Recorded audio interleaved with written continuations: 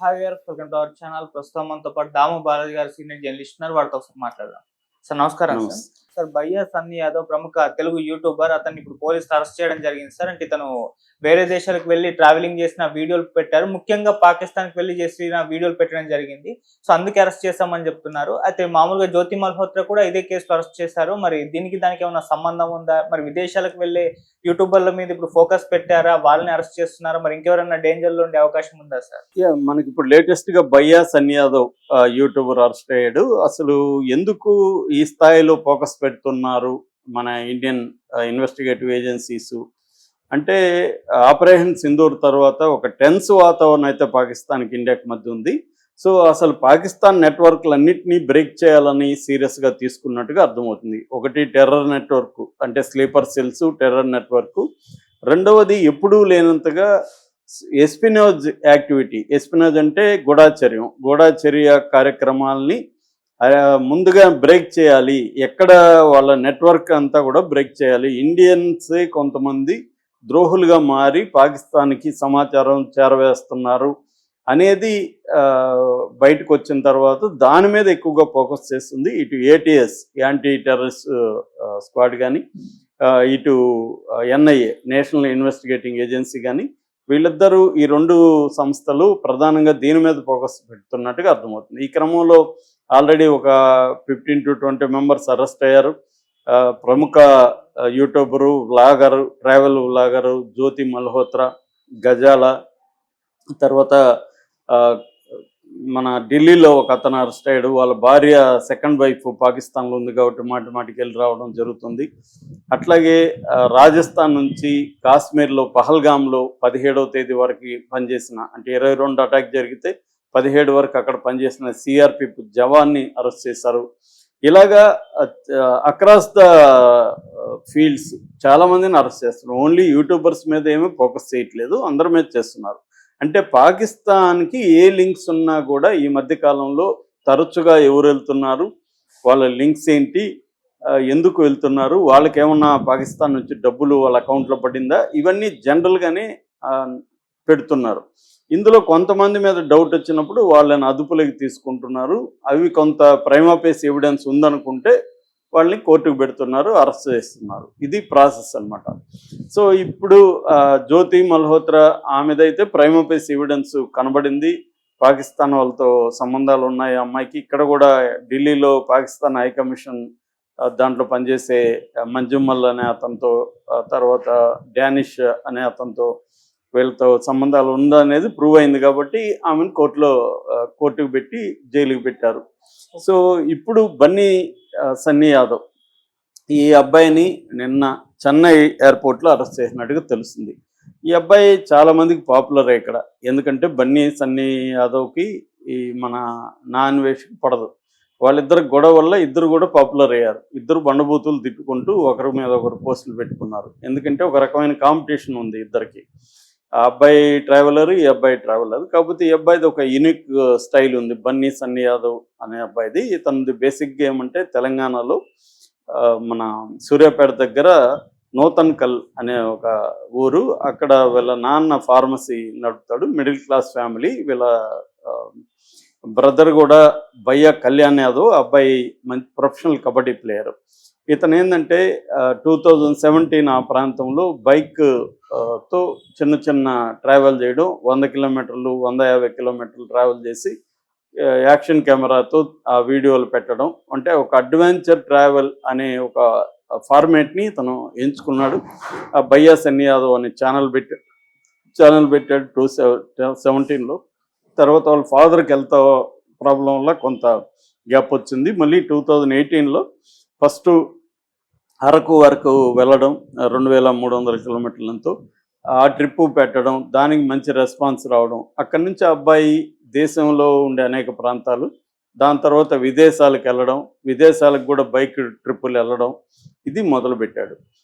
అక్కడ మంచి రెస్పాన్స్ వచ్చింది. ఇవాళ చూస్తే ఆ అబ్బాయికి 47,50,000 సబ్స్క్రైబర్స్ ఉన్నారు.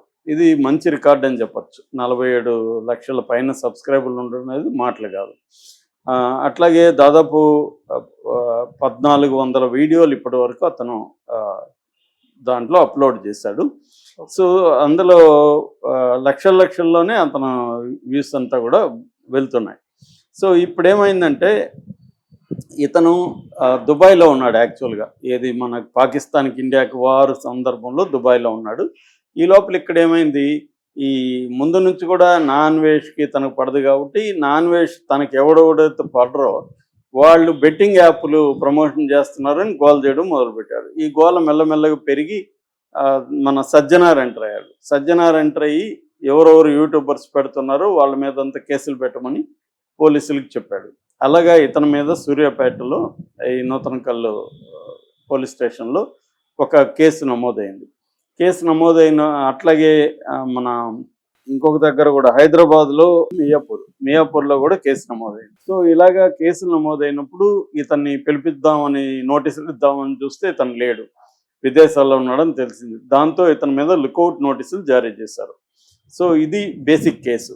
ఎప్పుడైతే లుకౌట్ నోటీసులు జారీ చేశారో ఈ అబ్బాయి దుబాయ్ నుంచి పాకిస్తాన్ వెళ్ళిపోయాడని చెప్తున్నారు డైరెక్ట్గా. అంటే అతనికి ఇక్కడ నుంచి వీసా దొరికేది లేదు కాబట్టి అక్కడికి వెళ్ళిపోయి అక్కడ బైక్తో తిరుగుతూ ఇండియా నుంచి నేను పాకిస్తాన్కి బైక్ మీద వచ్చానని చెప్పుకున్నట్టుగా చెప్తున్నారు. మామూలుగా నాన్ వెజ్ విమర్శ ఇదే, ఇతను బైక్ మీద ఆ దేశాలకు వెళ్ళడు, కొంచెం వెళ్ళి బైక్ని షిప్పుల్లో ఆ దేశం పంపించి అక్కడికి ఇతను ఫ్లైట్లు వెళ్ళి నేను అక్కడి నుంచి బైక్లోనే వచ్చానని అబద్ధాలు చెప్తాడనేది అతని ఆరోపణ. అది తప్పని ఇతను నిరూపించడానికి ఇతనే చేశాడు. సరే, ఆ కూడా మనకు అనవసరం. సో ఏదేమైనా దుబాయ్ నుంచి ఇప్పుడు పాకిస్తాన్కి వెళ్ళి పాకిస్తాన్లో ఉన్నాడు ఇప్పటి వరకు. మళ్ళీ ఇప్పుడు పాకిస్తాన్ నుంచి దుబాయ్ మీదుగా ఎట్టొచ్చాడని తెలీదు, చెన్నై ఎయిర్పోర్ట్లో వచ్చాడు. ఎప్పుడైతే లుకౌట్ నోటీసులు ఉన్నాయో ఇమీడియట్గా పోలీసులకి వాళ్ళు ఇన్ఫామ్ చేశారు చెన్నై ఎయిర్పోర్ట్లో. సో దాంతో ఎన్ఐఏ రంగంలో దిగి ఎన్ఐఏ తనని తీసుకెళ్ళి ఇప్పుడు ఢిల్లీలో విచారిస్తున్నట్టుగా తెలుస్తుంది ఎన్ఐఏ ఆఫీస్లో. సో ఇతని మీద బేసిక్గా 3 రకాల అలిగేషన్స్ ఉన్నాయి. నెంబర్ 1, నేను ఇందాక చెప్పినట్టుగా బెట్టింగ్ యాప్ని ప్రమోట్ చేస్తున్నాడు అనేది నెంబర్ 1. నెంబర్ 2, ఇతని సెక్యూరిటీ అంటే ఎస్పినోజ్ యాక్టివిటీస్ పాకిస్తాన్తో ఇప్పటివరకు అతను 5 సార్లు పాకిస్తాన్ వెళ్ళాడని చెప్తున్నారు. సో 5 సార్లు ఎందుకు పాకిస్తాన్ పదే వెళ్తున్నాడు, పాకిస్తాన్ నుంచి అతనికి ఏమన్నా డబ్బులు వచ్చాయా, ఇతనికి అక్కడేమన్నా మన సెన్సిటివ్ ఇన్ఫర్మేషన్ పాకిస్తాన్ వాళ్ళకి అమ్మాడా, ఇలాంటివి రెండవ అభియోగం. మూడవది ఇంటర్నేషనల్ ట్రావెల్కి సంబంధించిన కొన్ని రూల్స్ పాకిస్తాన్తో మన వాళ్ళు పెట్టారు. అంటే పాకిస్తాన్ వీడియోలు ఇక్కడ అప్లోడ్ చేయొద్దండి, ఇక్కడ వీడియోలు పాకిస్తాన్కి వెళ్ళేట్టుగా అప్లోడ్ చేయొద్దండి అని రూల్స్ ఉన్నాయి. కానీ అదేమి లేకుండా తను నిన్న మొన్న కూడా పాకిస్తాన్ వీడియోలు వరుసగా పెడుతున్నాడు.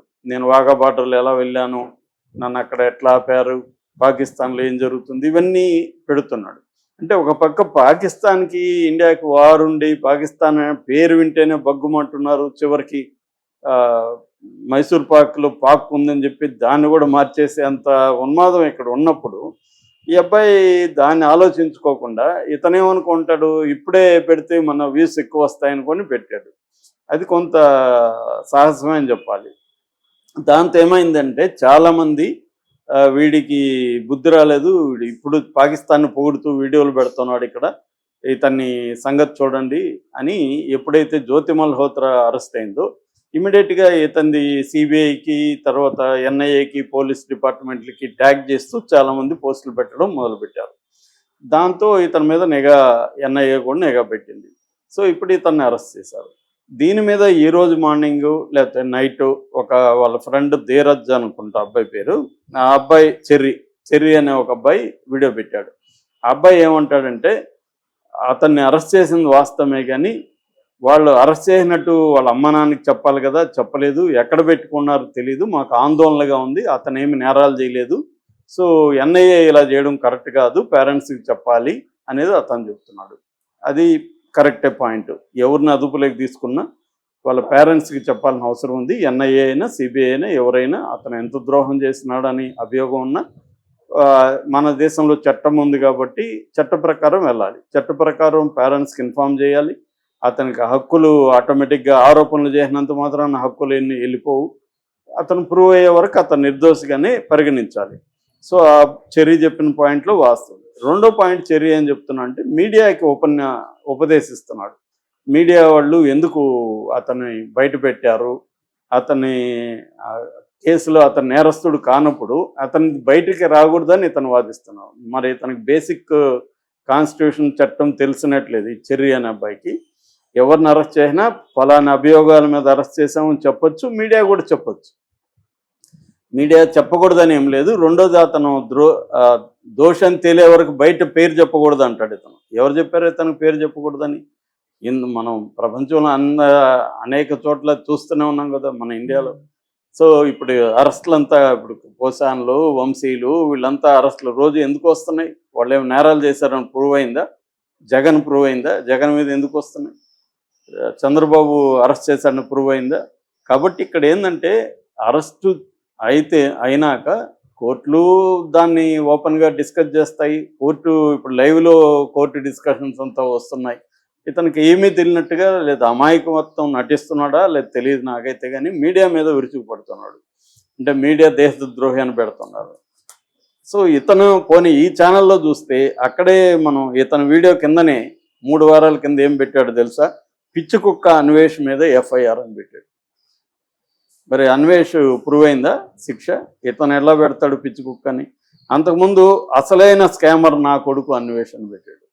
సో నువ్వు బూతులు పెట్టి వేరే వాళ్ళని తిట్టచ్చు, ఇవాళ నువ్వు అరెస్ట్ అయితే నిన్ను గురించి మాట్లాడకూడదా మీడియా? కాబట్టి ఇక్కడ ఎవరికేమి అదేదంటారు కర్మ రిటర్న్స్ లాగా ఎవరినేం వదలదు. నువ్వు అన్వేషణ తిడితే అన్వేషణ నిన్ను తిడతాడు, నువ్వు అరెస్ట్ అయినప్పుడు అందరూ కూడా దీని గురించి